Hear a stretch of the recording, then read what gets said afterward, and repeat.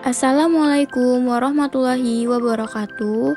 Kami dari kelompok 10 yang terdiri dari Novia Tri Amelia dengan MPM 073, Sherly Dwi Saputri dengan MPM 088, Ara Denanda Bilkis dengan MPM 091, M. Ujang Fajri dengan MPM 089, dan Riki Putra AP dengan MPM 075.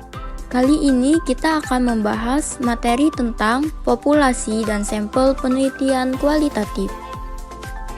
Selanjutnya ada pengertian populasi. Populasi menurut Sugiono 2017 pada halaman 215 adalah wilayah generalisasi yang terdiri atas objek atau subjek yang mempunyai kualitas dan karakteristik tertentu yang ditetapkan oleh peneliti untuk dipelajari dan kemudian ditarik kesimpulannya. Sedangkan sampel memiliki sebagian dari populasi. Populasi mencangkup misalnya jumlah penduduk di suatu wilayah tertentu, jumlah pegawai di suatu organisasi tertentu, jumlah guru dan siswa di sekolah tertentu, dan lain sebagainya. Selanjutnya, dalam penelitian kualitatif tidak digunakan istilah populasi. Namun menurut Spradley Sugiono 2010 yang diberi nama situasi sosial yang terbagi atas 3 unsur yaitu tempat, pelaku, aktivitas yang berinteraksi dan sinergis. Situasi sosial ini dapat terjadi di rumah, keluarga, dan aktivitasnya, atau orang-orang yang sedang ngobrol di pojok jalan, atau di tempat kerja, di kota, desa, atau wilayah suatu negara. Situasi sosial ini dapat dihadirkan sebagai objek penelitian yang ingin mengetahui apa yang terjadi di sana. Selanjutnya ada pengertian sampel. Konsep sampel dalam penelitian adalah sebagian kecil dari anggota suatu populasi yang diambil menurut prosedur tertentu sehingga dapat mewakili populasi secara representatif. Sampel dalam penelitian kualitatif merupakan seluruh orang, dokumen, dan peristiwa yang dicermati, diobservasi, atau diwawancarai sebagai sumber informasi yang dianggap ada hubungannya dengan permasalahan penelitian.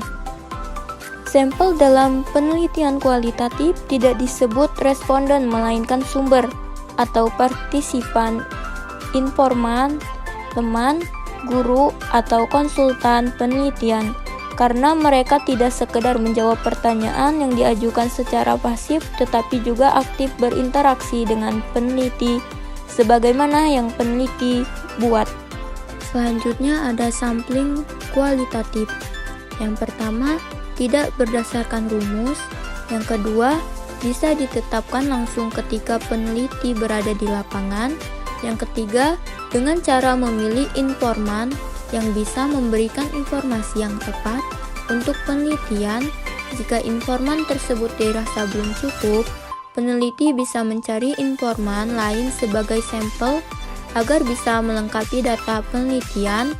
Yang keempat, sampel penelitian kualitatif disebut dengan narasumber atau partisipan, informan, teman dalam penelitian.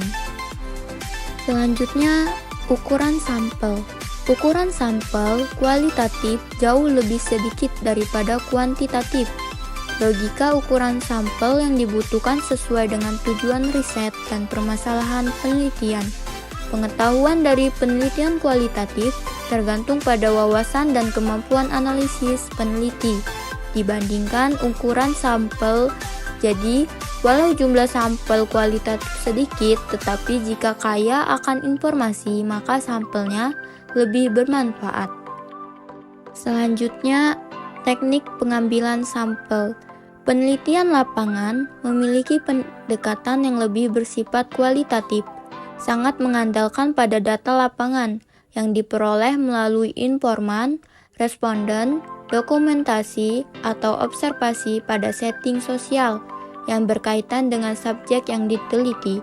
Dalam pelaksanaannya, peneliti mengamati responden secara langsung dan berpartisipasi di dalam setting sosial serta menyatu dengan budaya yang ada. Oleh karenanya, Dibutuhkan sebuah teknik pengambilan sampel untuk memudahkan peneliti yang disebut dengan teknik sampling. Tujuan pengambilan sampel adalah untuk memperoleh gambaran deskriptif tentang ciri-ciri unit observasi yang terdapat dalam sampel, serta untuk menggeneralisasi dan memperkirakan parameter populasi. Hal ini dilakukan karena peneliti tersebut tidak dapat mengamati secara langsung seluruh unit analisis atau individu yang ada dalam populasi penelitian. Dalam memilih metode pengambilan sampel yang akan digunakan, pertimbangan harus diberikan pada anggaran penelitian, batas waktu penelitian, tingkat pengetahuan yang tersedia tentang populasi, informasi tentang ukuran populasi, dan aksesibilitas unit observasi, tingkat generalisasi untuk dapat mencapai tujuan, dan ketersediaan fasilitas pendukung. Selanjutnya, teknik sampling pada dasarnya dapat dikelompokkan menjadi dua, yaitu probability sampling dan non-probability sampling. Yang pertama, probability sampling adalah teknik pengambilan sampel yang memberikan peluang yang sama bagi setiap unsur populasi untuk dipilih menjadi anggota sampel. Yang kedua, non-probability sampling adalah teknik pengambilan sampel yang tidak memberi peluang atau kesempatan sama bagi setiap unsur atau anggota populasi untuk dipilih menjadi sampel. Teknik sampel ini meliputi sampling sistematis, kuota, aksidental, purposive, jenuh, dan snowball. Selanjutnya, teknik pengambilan sampel dalam penelitian kualitatif yang sering digunakan sebagai berikut. Yang pertama, teknik sampling snowball adalah suatu metode untuk mengidentifikasi, memilih, dan mengambil sampel dalam suatu jaringan atau rantai hubungan yang menerus.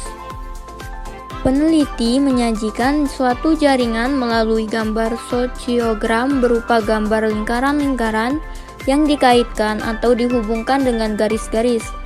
Yang kedua ada purposive sampling, adalah teknik pengambilan sampel sumber data dengan pertimbangan tertentu.